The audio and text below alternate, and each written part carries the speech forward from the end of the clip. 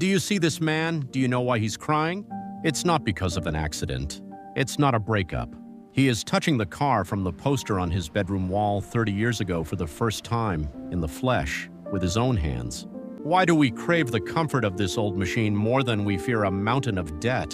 In 1997, it wasn't a driving instructor who taught us how to drive.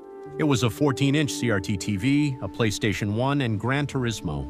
The Supra's inline-six turbo, the NSX's midship layout. We memorized their specs in the game and whispered to ourselves before bed, move up and down, one day I'll own that car. It's all Those about weren't just precision. machines. To our generation, they were the very first definition of what it meant to be an adult. But when we finally grew up, the world didn't keep its promises. Housing was out of reach, the future felt unstable, and no matter how hard we worked, nothing felt solid. Economists call it the lost decade, but for us it was just life.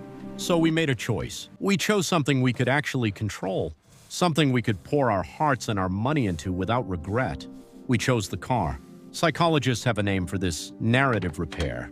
It's the act of stitching back together a broken chapter in your life story. Promise? The 9-year-old me made a promise. I'm going to buy that car when I grow up. Better now. The moment you keep that promise, the 9-year-old version of you and the current you shake hands for the very first time. This isn't a luxury. It's okay. This is the repair of a soul. Some people will look at that car and call it junk. They'll say you're wasting money on a pile of rust. But the moment you sit in that driver's seat, you'll realize it's a time machine taking you back 30 years.